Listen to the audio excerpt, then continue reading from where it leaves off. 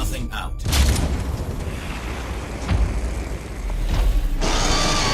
Aliens Dark Descent, published by Focus Entertainment, has received largely positive reviews, and for good reasons. The game doesn't have unidimensional characters. It's got a good storyline, too many aliens to fight, and a need to maintain your character healthy both physically and mentally. But there is just one more contributing factor making the game awesome that fans just got thrilled about. Dark Descent featured a class of modified humans named cultists. Did you ever imagine what would happen if a chest burster remained inside a human and never came out? Well, Dark Descent's Guardians is your answer. In this video, we will explore everything there is to explore about these beings. But before that, let's quickly explore the premise of the game for a more comprehensive understanding.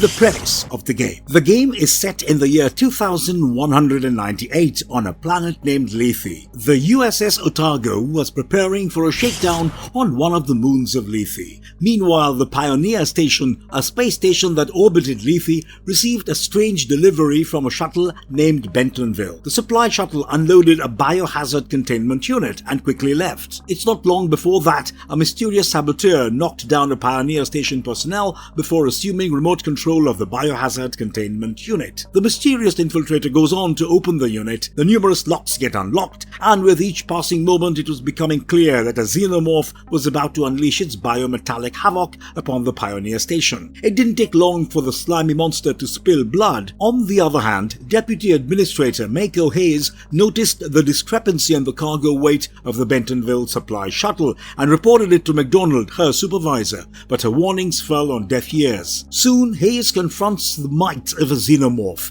but is saved by the doors she had just welded shut. Furthermore, Administrator McDonald and all the control staff, save for Hayes, are quickly incapacitated by facehuggers and impregnated. While these poor men and women would serve as xenomorph hosts, Hayes realized that there was more adult xenomorphs on the ship, and Weyland-Yutani Protocol demanded that the Cerberus Protocol be activated. It was the company's planetary quarantine procedure which stopped any and all vessels from entering or exiting a planet. The armed satellites shot down Bentonville and a freight ship named Baldwin, while USS Otago was crippled, which ultimately crash-landed on Lethe. Hayes would have been killed by a xenomorph drone had it not been for Sergeant Jonas Harper, who arrived just in time to save her. To make matters worse, Phase 2 of Cerberus, a complete nuclear cleansing, was underway, which made survival a race against time. Additionally, Sergeant Jonas Harper's 17-year-old daughter was missing and presumably in great danger. And of course, it would not be a good alien story if there was no treachery and deceit.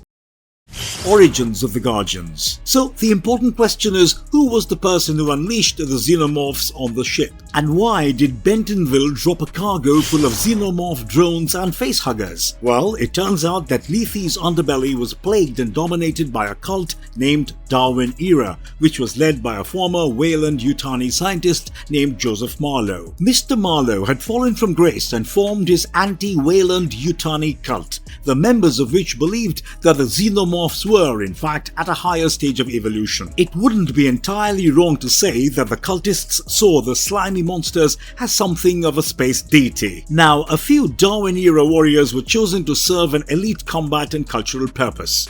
These guys would be known as the Guardians. What made them stand apart from the rest of the cultists was their embryostasis, a device engineered by Joseph Marlowe which significantly decelerated the development of a chest burster inside a person. The Guardians willfully embraced the gentle warmth of a facehugger and then had the embryostasis fit into their chest where their lungs once used to be. In order to compensate for the lungs, the Guardians have to go through several other modifications, and in the end, they look anything but human, save for their humanoid physiology. Because the birth of the chest burster has been postponed in them, the Guardians manage to walk among the xenomorphs without any fear of danger. You see, xenomorphs sense the chest burster pheromones, and they wouldn't kill a host, for it could harm the chest burster inside. Additionally, the Guardians were fully sapient.